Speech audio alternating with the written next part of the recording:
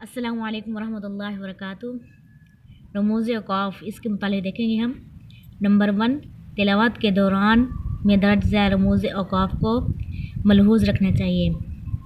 یہ ایک سرکل بنا ہوا ہے، اس کو آیت بولتے ہیں۔ جہاں آیت پوری ہو جاتی ہے وہاں چھوٹا سا دائرہ لکھا ہوتا ہے۔ یہ حقیقت میں آیت کی گول تا ہے جس نے گول دائرے کی شکل اختیار کر لی ہے۔ یہ وقف کی علامت ہے، اس پر ٹھہرنا چاہیے۔ میم، یہ وقف لازم کی علامت ہے، اس پر ضرور ٹھہرنا چاہیے۔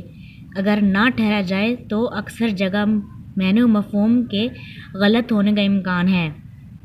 تو یہ وقف متعلق کی علامت ہے، اس پر بھی ٹھہرنا چاہیے۔ جیم، یہ وقف جائز کی علامت ہے، یہاں ٹھہرنا بہتر اور نہ ٹھہرنا جائز ہے۔ قاف، اس کے معنی ہے ٹھہر جاؤ، اس پر بھی ٹھہرنا چاہیے۔ نمبر 2، درج ذیل رموز اوقاف پر نہیں ٹھہرنا چاہیے۔ لام الف لا، اس کے معنی ہے نہیں۔ یہ علامت اگر آیت کے اندر ہو تو ہرگز نہیں ٹھہرنا چاہیے، اگر آیت کے اوپر ہو تو دونوں طرح ٹھہرنا اور نہ ٹھہرنا جائز ہے۔ ذا، یہ وقف مجوز کی علامت ہے، یہاں نہ ٹھہرنا بہتر ہے۔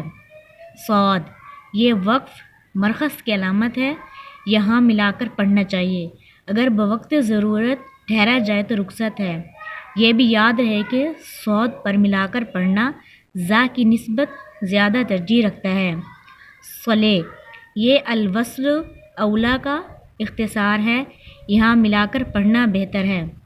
قاف، یہ قیل علیہ الوقف کا خلاصہ ہے، یہاں ٹھہرنا نہیں چاہیے۔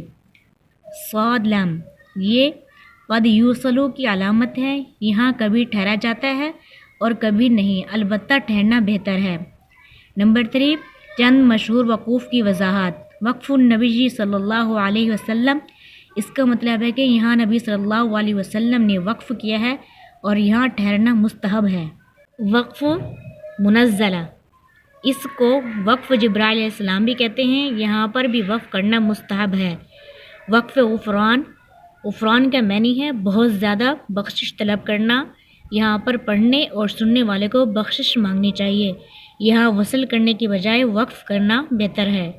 سین یا سکتہ، یہ سکتے کی علامت ہے، یہاں کسی قدر ٹھہرنا چاہیے مگر سانس نہ ٹوٹنے پائے۔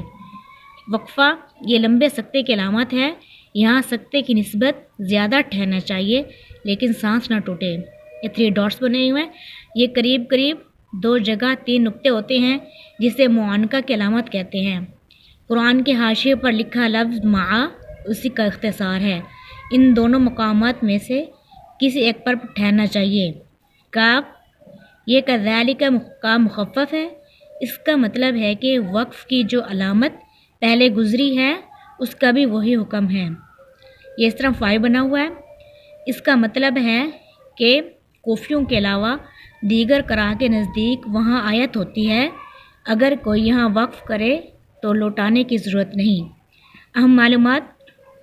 الربع، یہ پارے کے چوتھائی حصے کی ہونے کی علامت ہے۔ النصف، یہ پارے کے آدھا ہونے کی علامت ہے۔ الثلاثہ، یہ پارے کے 3/4 ہونے کی علامت ہے۔